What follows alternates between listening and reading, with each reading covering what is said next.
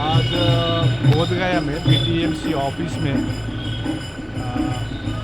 National minority commission के chairman Iqbal Singh Lalpura जी और Rinchen Lamu जी जो हमारे बुद्धिस्ट मेंबर हैं नेशनल माइनॉरिटी कमीशन के, और बिहार सरकार की तरफ से एडिशनल डायरेक्टर राहुल कुमार जी का काफ़ी लंबा डिस्कशन हुआ। विशेष करके ये जो बीटी एक्ट 1949 को पूरी तरह से निरस्त किया जाए, और जो बोधगया में जो इस कानून के आधार, इस एक्ट के आधार पर जो 9 मेंबर में 4 बौद्ध और 4 अन्य धर्म के हैं, हिंदू है, वो भी ब्राह्मण है, तो इनको पूरे कमेटी में पूरी बौद्ध हो, ये हमारी पूरी एक ही मांग रखी है। और संसार में किसी भी धर्मस्थल का धर्मस्थल उसी धर्म के लोग ही संचालन करते हैं, और उन्होंने भी माना, ये पक्की बात है। तो मैं निश्चय इसमें कराऊंगा, और कल गवर्नमेंट के साथ और इसमें व्यापक चर्चा होगी, और तो निश्चय इसमें बौद्धों को जल्द से जल्द न्याय मिलेगा, इनसे आश्वासन मिली है। और हम लोग इसमें उनको शुक्रगुजार करते हैं कि उन आके एक अच्छा माहौल पर एक डिस्कशन की है, और सकारात्मक हम लोग जो निर्णय बौद्ध के हित में रहेगी, ये हम लोग आशा रखते हैं। और अच्छी मीटिंग हुई है, और हम लोग 2-4 दिन बाद फिर एक रिजल्ट हमको सामने दिख पाएंगे। हमारे साथ मकदमपुर के विधायक भी थे, वो भी साथ में हमारे साथ में थे। इस प्रकार से जम्बू लामा जी ऑल इंडिया बुद्धिस्ट फोरम के अध्यक्ष, यहाँ पर हमारे प्रज्ञाशील भांते जी, इस प्रकार से सत्यनंदन भांते जी, बिहार के कमेटी का अध्यक्ष प्रकाश बौद्ध जी, वाइस प्रेसिडेंट हमारे बाली पासवान जी, के बौद्ध जी, देवनंद जी, वैशाली से मनोज जी, इस प्रकार सभी हमारे धर्म मित्र सभी आए थे। तो काफ़ी अच्छी वातावरण में बात हुई, और निश्चय एक सकारात्मक रिजल्ट ज़रूर आएगा बौद्धों को। इसी प्रकार से हम एकता में बांधी रहे, और हम लोग शांति से, करुणा से हम लोग डिमांड रखे हैं, और एक अच्छा रिजल्ट का हम लोग उम्मीद कर रहे हैं। धन्यवाद। और यहाँ पर आशा का किरण एक जगह है कि उन्होंने बोला है कि ये बात प्राइम मिनिस्टर का कानून तक पहुँचा देंगे। पहुँच गया है, पहुँच गया है। हम लोग पूरे ऑल इंडिया बुद्धिस्ट फोरम के लोग और पॉलिटिकल सामाजिक वर्कर, हम लोग माइनॉरिटी कमीशन से 2 महीना पहले हम लोग गए थे दिल्ली में मुलाकात करने, और हमने बीटीएमसी एक्ट 1949 को रिवील करने के लिए इनसे अपील की थी। और हम लोगों ने कहा था कि आप स्वयं इसकी जांच कर लीजिए। तो एक सकारात्मक है कि माइनॉरिटी कमीशन के चेयरमैन स्वयं और उसके मेंबर्स लिंचिंग लामा जी, हाँ, वो स्वयं आई, और उन्होंने बौद्ध मंदिर का अवलोकन किया, सारे ऐतिहासिक तथ्य को उन लोगों ने समझा।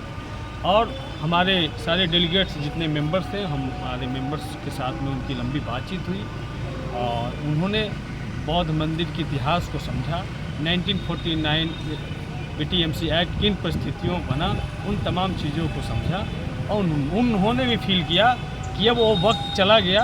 कि जब किसी धार्मिक संस्थान में किसी दूसरे धर्म का हस्तक्षेप हो। और उन्होंने कहा कि ये बात स्ट्रांगली प्राइम मिनिस्टर से फिर से मैं जाकर डिस्कस करूँगा। और प्राइम मिनिस्टर बार बार ये कहते हैं कि मैं बुद्ध के देश से आया हूँ,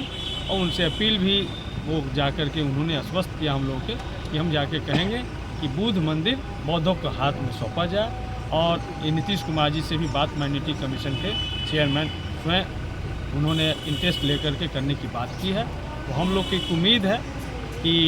एक बड़े लेवल पर ये प्रयास होगा। ये जो समस्या है बौद्धों की, सबसे बड़ी समस्या आज ये देखिए पूरी दुनिया के बौद्धों, इसका समाधान और रास्ता निकलेगा, और बहुत जल्द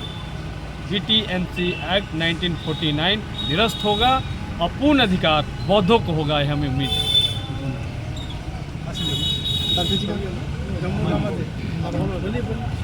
इसे आज बहुत ही सकारात्मक माहौल में बात हुआ है, और हम लोगों ने चेयरमैन को ये बात बताने में सक्षम हुए कि यहाँ पर जो हो रहा है काफ़ी गलत हुआ है, और जिस तरह से एक भ्रम का स्थिति पैदा किया गया था यहाँ पर, ये जो यहाँ पर बौद्ध विहार में शिवलिंग है, या भगवान बुद्ध कृष्ण का अवतार है, ये सब जो हम लोगों ने उसको सही तरीके से बड़े ऐतिहासिक तथ्य के साथ हम लोगों ने प्रस्तुत किया है कि बौद्ध धर्म और हिंदू धर्म का कोई समानता नहीं है, और बौद्ध धर्म हिंदू धर्म से कोई ताल्लुक नहीं रखता, और हिंदू धर्म का ये जो महंत का जो अतिक्रमण है बौद्ध स्थल में, इसको शीघ्र से शीघ्र हटा जाए। और ये जो BTMC एक्ट ने जो एक अत्याचार जो किया है, इसको जल्दी से जल्दी संशोधन किया जाए, इसको जल्दी सुधार किया जाए, और BTMC के एक्ट को संशोधन नहीं, पूरा रिपील करके, इसको निरस्त करके पूरा ये जो बौद्ध स्थल है बौद्धों के हाथ में दिया जाए, ताकि हम लोगों ने इसको सही ढंग से संचालन कर सके। हमने देखा है श्रीलंका में जो अनुराधापुर में यहाँ से बौद्ध वृक्ष का को एक सैपलिंग अशोका के बेटी संघमित्री ने जाके वहाँ पर लगाया था, वो पेड़ अभी भी वहाँ पर है, और श्रीलंका सरकार ने इसको इस तरह से सुरक्षित रखा है कि उस पेड़ का आसपास 1 किलोमीटर की जगह पर कोई अतिक्रमण नहीं है, एकदम सफा एकदम रखा है वो। और जिस तरह से यहाँ पर अतिक्रमण हुआ है, ये इससे दिखाता है कि इसका रखवाली में यहाँ का जो अभी का जो वर्तमान संचालन कमेटी उसका कोई